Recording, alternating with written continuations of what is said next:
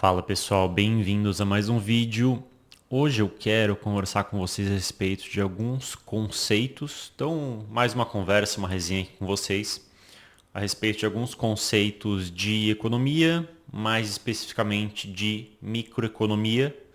E aí eu vou trazer para vocês aquelas famosas definições de livro e a partir dessas definições eu quero expandir certos conceitos, o significado de certas palavras e quais são os desdobramentos de certos conceitos e vou tentar agregar aqui alguns conhecimentos para vocês também.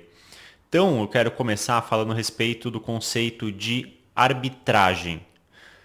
Vou começar primeiro trazendo o significado de livro dessa palavra, inclusive estou com o livro aqui embaixo, então vou ler para vocês. A arbitragem é a prática de comprar a um preço mais baixo em certa localidade para vender a um preço maior em outra. Nós no mercado financeiro, e tem uns 2 vídeos que eu entro um pouquinho mais nesse assunto de arbitragem, e dentro do mercado financeiro nós temos uma arbitragem pura, que é eu compro o mesmo ativo por um preço e vendo esse mesmo ativo por outro preço.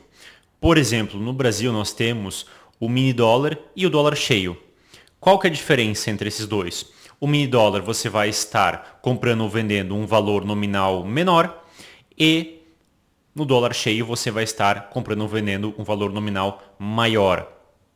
No final do dia, tanto o mini dólar quanto o dólar cheio, você está comprando ou vendendo dólar. Você está comprando ou vendendo a mesma coisa, só que em quantidades diferentes. E o que algumas instituições fazem via HFTs, eles pegam e compram mini dólar e vendem dólar cheio, ou compram dólar cheio e vendem mini dólar e ganham um spread entre o valor de um contrato e outro. Então, muitas vezes, vai ter ali um tique de distorção entre um tipo de contrato e outro tipo de contrato. E aí, quando existe essa distorção, rapidamente os HFTs entram com a intenção de zerar essa distorção, fazer com que o mini dólar e o dólar cheio tenham exatamente o mesmo valor. Então, essa seria uma arbitragem pura, até mais pura do que essa definição de livro, que é eu comprar algo no ponto A e vender algo no ponto B. Eu nem preciso ter um gasto logístico ou um deslocamento. Eu estou comprando e vendendo a mesma coisa em quantidades diferentes, né? Então eu só vou ter que ajustar a quantidade para que ela seja a mesma e ganhando o spread na diferença desses dois preços. Então eu posso comprar ouro em um contrato de Nova York e vender ouro em um contrato na Suíça. Talvez exista ali algum pequeno spread entre esses dois valores e aí eu vou fazer com que esses dois valores sejam a mesma coisa, levando em conta também, né, custos de operação, custos de tributação e outros tipos de custos. Mas essa seria a arbitragem mais pura, que é a arbitragem que acontece dentro do mercado financeiro. E existe a arbitragem mais tradicional, que é a arbitragem que acontece aí há milhares de anos. Inclusive falam que a profissão mais antiga do mundo é a prostituição. E talvez a arbitragem, na verdade, não vou dizer que é a mais antiga, mas com certeza está ali muito próxima. É uma profissão muito antiga. Você compra algo por um preço no ponto A e vende algo por outro preço no ponto B. Com certeza também aí é milenar, já está aí no mundo há dezenas de milênios sendo feita, sendo praticada. Então acredito que com certeza vai haver uma disputa aí entre qual que é a profissão mais antiga do mundo quando nós analisamos a arbitragem. Então, exemplos dessa arbitragem, né? Eu posso ir no supermercado, comprar uma garrafa de água por R$ 1 e eu vendo essa garrafa de água na praia por R$ 3. E eu acrescentei uma logística aí, né? Percebam que não é tão limpa quanto a arbitragem que acontece no mercado financeiro. Seria tão limpa quanto a que acontece no mercado financeiro se eu comprasse por R$ 1 essa garrafa de água no supermercado e vendesse essa garrafa na porta do supermercado por R$ 3, por exemplo. Aí sim, seria uma arbitragem onde não existe uma logística, né? E aí nós temos também níveis de complexidade nessa arbitragem. Por exemplo, eu vou lá e compro um skate elétrico na China por R$ 1.000 e vendo esse skate elétrico aqui no Brasil por R$ 2.000. Analisando assim, eu posso dizer, é uma arbitragem, comprei por 1.000, vendi por 2.000. Mas nesse processo de compra e venda existe um certo grau de complexidade, existem vários custos também. Então existe o custo de logística, que é colocar esse skate, que vai ser provavelmente não um skate, né, mas talvez milhares de skates elétricos em um container, fazer ele atravessar o Oceano Pacífico, chegar aqui até o Brasil, né? Então, atravessar o Oceano Pacífico, atravessar talvez o Canal do Panamá, descer ali do hemisfério norte até o hemisfério sul, até chegar no Porto de Santos, por exemplo, descarregar essa carga no Porto de Santos. Aí tem que fazer a logística para essa carga chegar até um depósito. Além disso, eu vou ter que ter provavelmente ou alguém dentro da minha empresa, ou vou terceirizar esse processo, um contador, um advogado ligado a essa questão aduaneira. Vou ter que ter algum contato lá no Porto da China ou no Porto de Santos. Vou ter que talvez ter alguém na China para garantir a qualidade desse produto que eu estou comprando, para ver se todos esses skates elétricos estão realmente funcionando da forma que eles deveriam, se eles têm a qualidade que eles deveriam ter. Aí chegando aqui no Brasil, estando nesse galpão, eu tendo o estoque desses skates, eu vou precisar também vender esses skates, então vou precisar de uma estratégia de vendas, uma estratégia de marketing, talvez vou precisar ter um site, aí vou ter um custo de desenvolver esse site, ou vou vender em outros sites, por exemplo, no Mercado Livre, na Amazon, na Magazine Luiza. E também, para fazer isso, eu vou precisar ter boas fotos desse produto, vou precisar fazer uma descrição desse produto que seja atraente.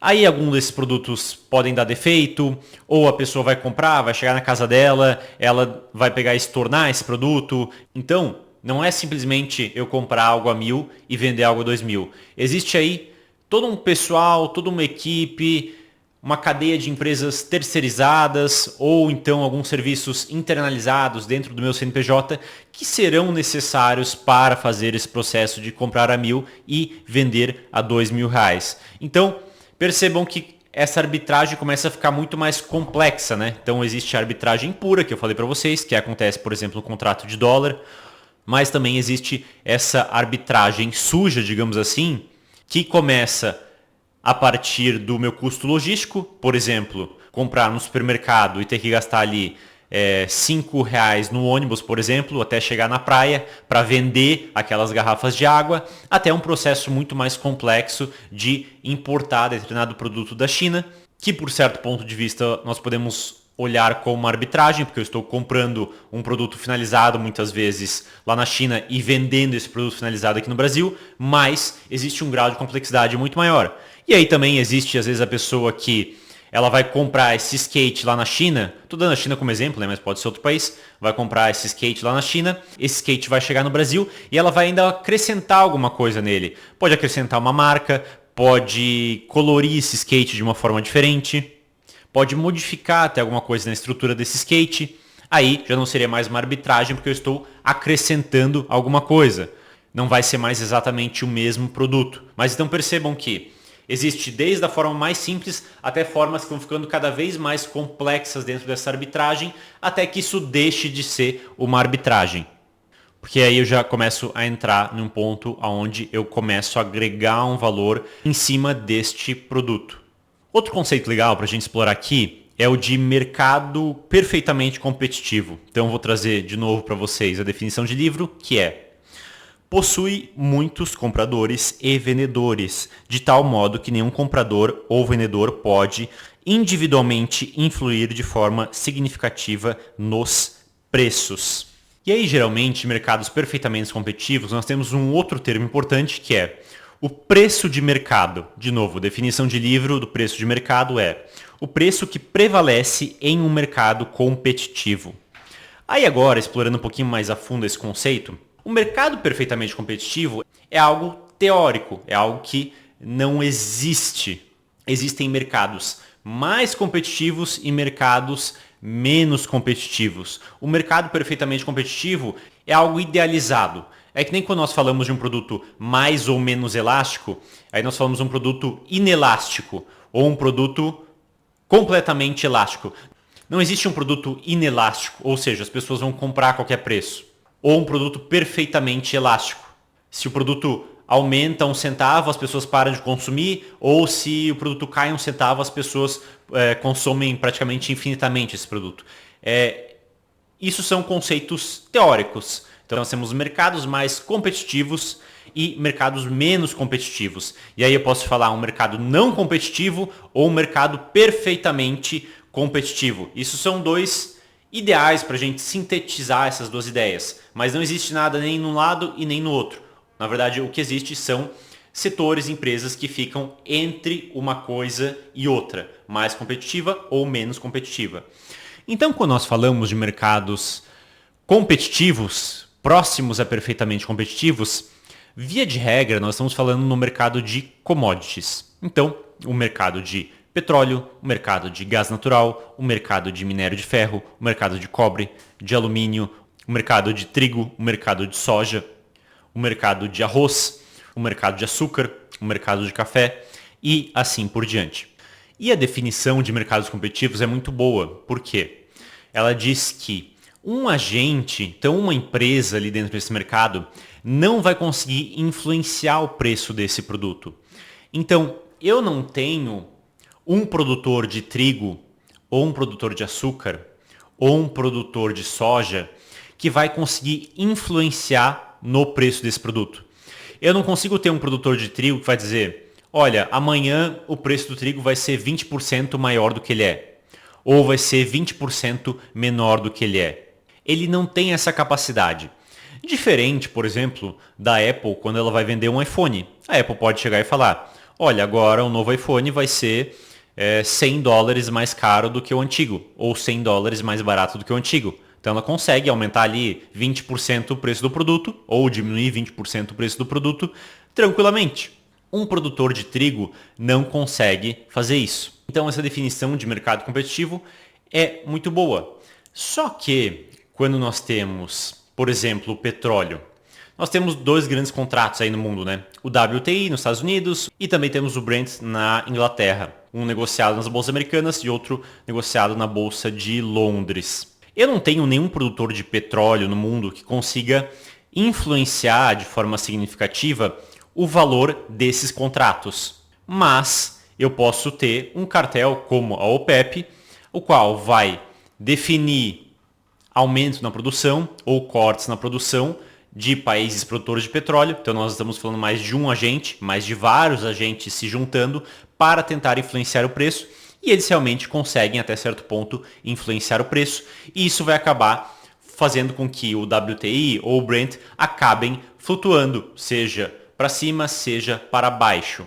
Mas é importante lembrar também que tanto um contrato quanto outro contrato de petróleo, eles são abstrações do preço mundial do petróleo.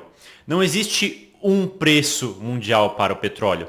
O petróleo no Brasil tem um valor, nos Estados Unidos tem outro, na Arábia Saudita tem outro, na China tem outro, na Nova Zelândia tem outro, na África do Sul tem outro. Ou seja, dependendo da localização, o preço do petróleo vai ser diferente.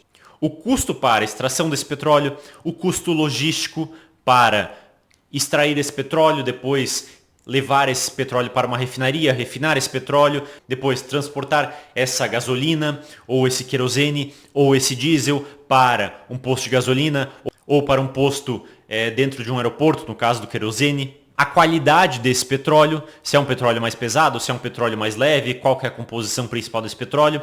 Existem diferenças nos custos, existem diferenças na qualidade desse petróleo ao redor do mundo.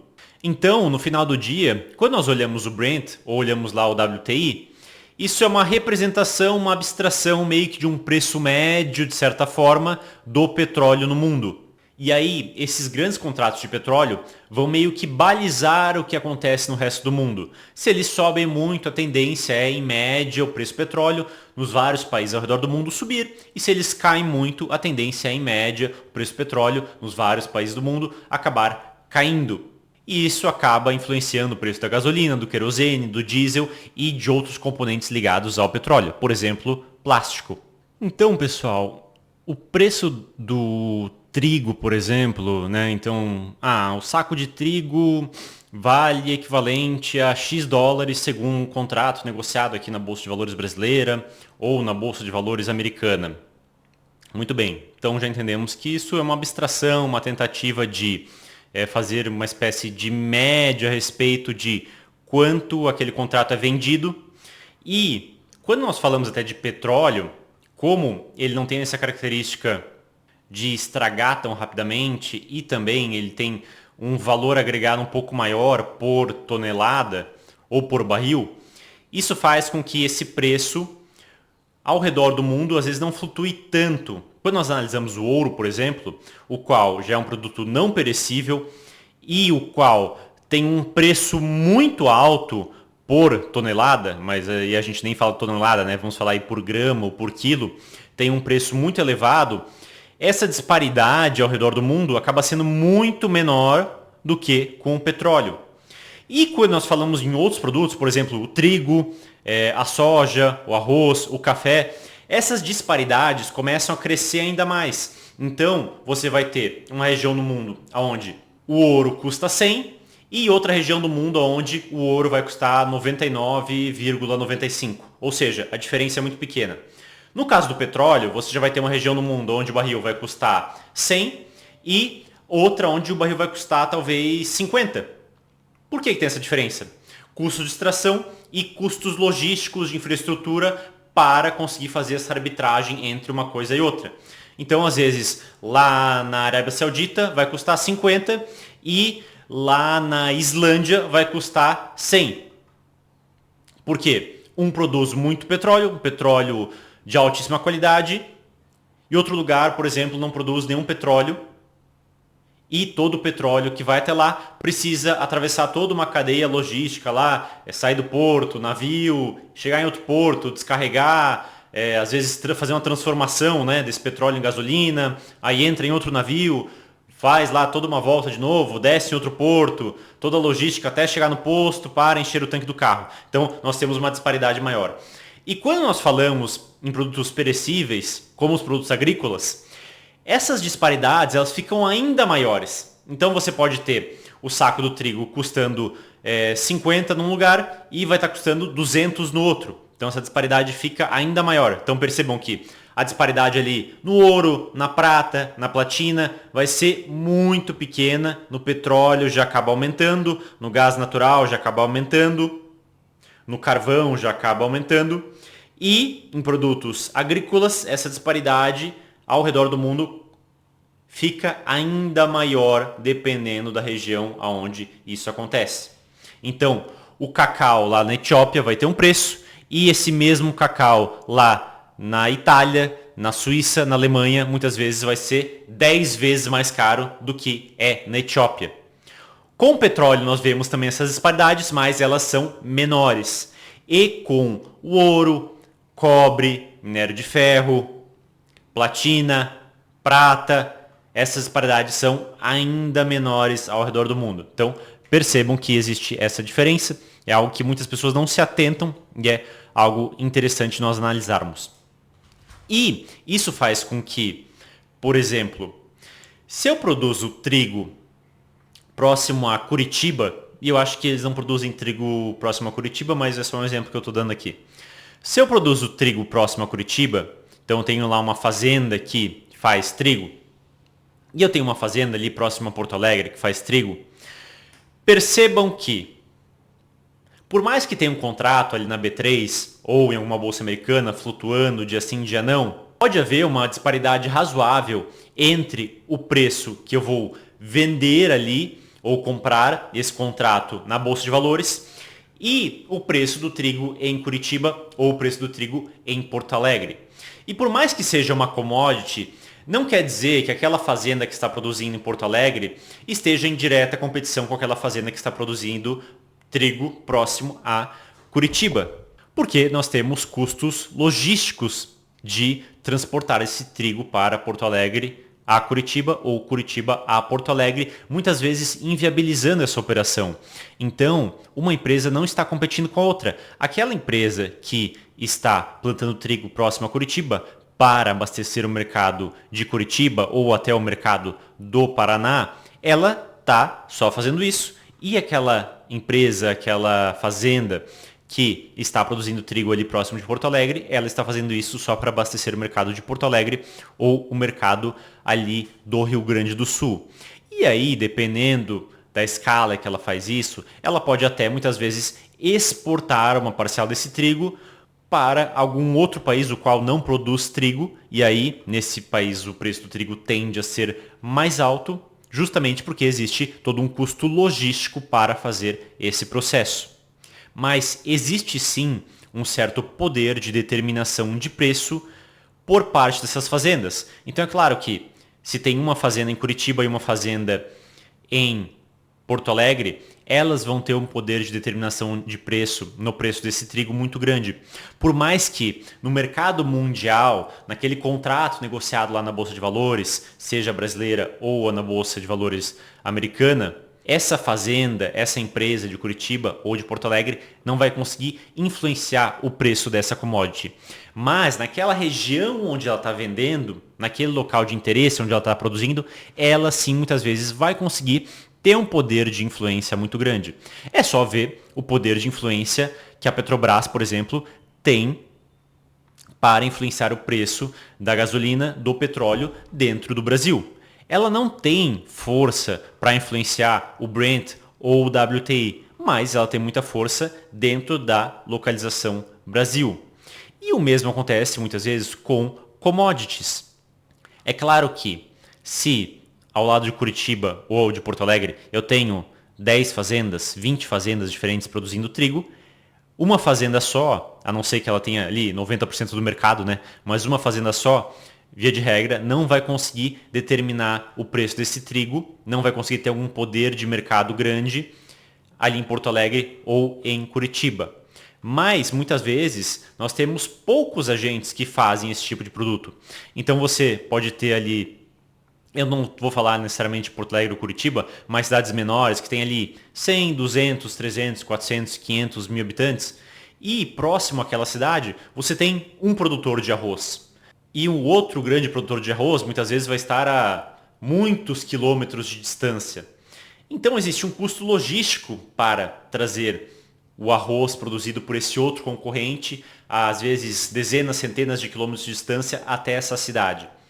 Então aquele grande produtor de arroz ali do lado daquela cidade, com 100, 200, 300, 400, 500 mil habitantes, tem um certo poder de mercado. Ele consegue uma margem maior muitas vezes dentro daquela cidade. Ele, ao invés de aplicar uma margem que seria talvez uma média de mercado, vamos colocar assim, né, de 5%, ele vai conseguir uma margem às vezes de 15%, 20%.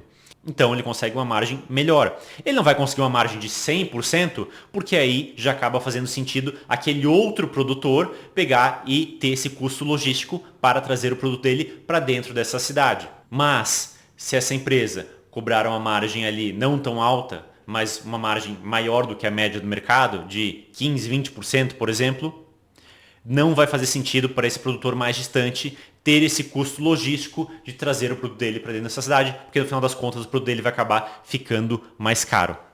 Então percebam que quando nós falamos no mercado competitivo, mercado perfeitamente competitivo, e nós temos esses preços negociados em bolsa de valores, principalmente de metais e de commodities agrícolas e também energéticas, né? Então, petróleo, gás natural, carvão.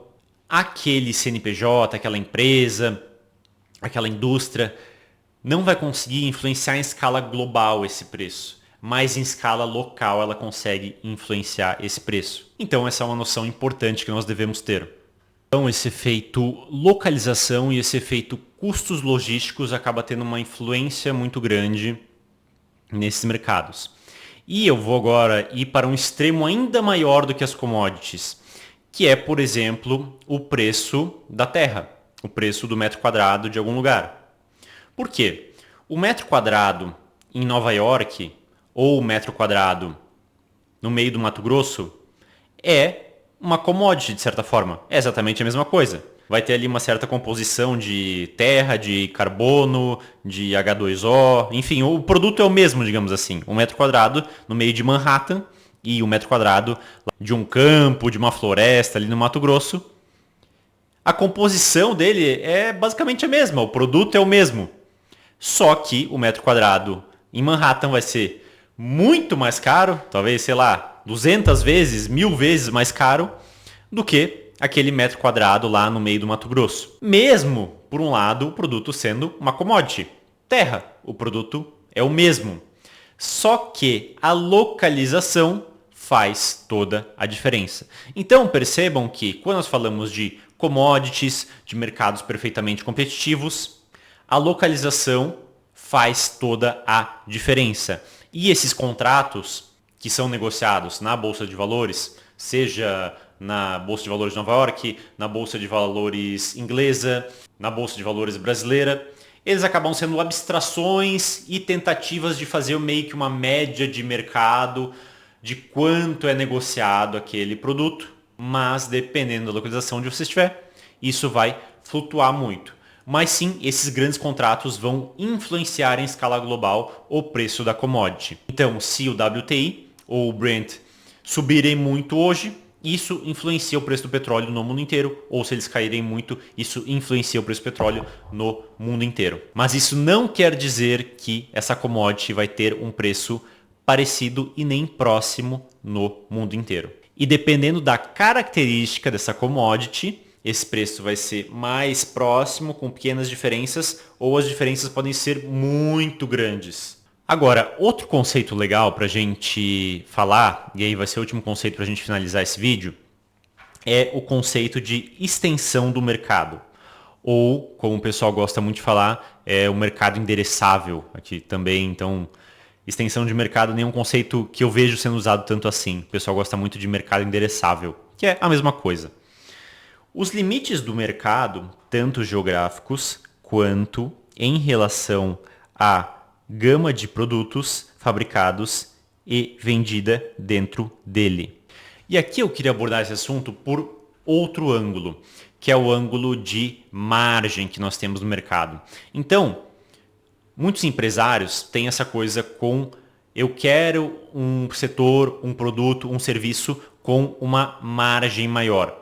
E não tem nada errado nisso. Pelo contrário, todo mundo quer uma margem maior e isso é ótimo. Uma margem de lucro maior naquele produto. Quero ter um custo de produção de R$1 e quero conseguir vender o produto por R$2, R$3, R$4. Não quero ter um custo de produção de 9 e só conseguir vender aquele produto a 10. Então não tem absolutamente nada errado em ter esse tipo de pensamento. Só que, muitas vezes, esse produto com uma margem muito alta, o mercado endereçável desse produto é pequeno. A extensão desse mercado é pequena. Então eu vou ter uma margem de 50%, só que eu só vou conseguir vender talvez 1 milhão desse produto. Enquanto outros mercados, por exemplo, como estávamos falando anteriormente, o mercado de commodities, eu vou ter uma margem muito menor, vou ter uma margem ali de 5%, 10%, talvez menos do que isso. Mas a extensão desse mercado vai ser muitas vezes multibilionária. Ou seja, eu vou ter um ganho menor, um lucro percentualmente menor, mas um lucro absoluto, em valores absolutos, muito maior. Então, muitas vezes é importante que essa reflexão seja feita. A esse vício de, eu quero uma margem maior, tá, mas qual que é a escala que eu vou conseguir nesse mercado? Porque tem um carrinho de pipoca que tem uma margem muito grande. Então custa ali R$1, por exemplo, para fazer aquele saquinho de pipoca e ele vende a R$10. A margem é gigante. Só que a escala que ele consegue fazer isso é muito pequena. Agora, produção de petróleo, às vezes a minha margem vai ser muito menor. Mas a escala em que eu consigo fazer isso é muito maior. Então, sempre precisa ser pesado essas duas balanças na hora de analisar um negócio. E nós vemos isso acontecer aqui no Brasil, né? Grandes empresários que atuam no setor de mineração, grandes empresários que atuam no setor agrícola e que têm margens muito mais espremidas, mas todos aí estão multibilionários porque conseguiram fazer esse negócio crescer em uma escala muito grande. Enquanto às vezes outros empresários que têm uma margem muito grande, mas estão atuando em negócios com uma escala pequena. Eu tenho aqui o skate elétrico que eu tenho uma margem muito grande. Eu tenho aqui o brinquedo XYZ que eu tenho uma margem muito grande. Só que a extensão desse mercado muitas vezes acaba não sendo tão grande assim. Então, você tem uma margem maior, isso gera um certo conforto, por um lado, né? Então você não trabalhar com uma margem tão espremida, mas a extensão desse mercado é muito pequena, então é um mercado muito limitado e, inevitavelmente, se você quiser crescer mais, você vai precisar desenvolver outros produtos, outros serviços fora daquele nicho que você está explorando. Bem, pessoal, então está ficando um vídeo bem extenso, né? Eu até queria conversar a respeito de outros conceitos com vocês, mas eu vou deixar para outros vídeos e aí nós continuamos aí o nosso bate-papo, tá certo? Então, pelo vídeo de hoje é isso, espero que vocês tenham entendido, espero que vocês tenham gostado. Um abraço e até o nosso próximo vídeo.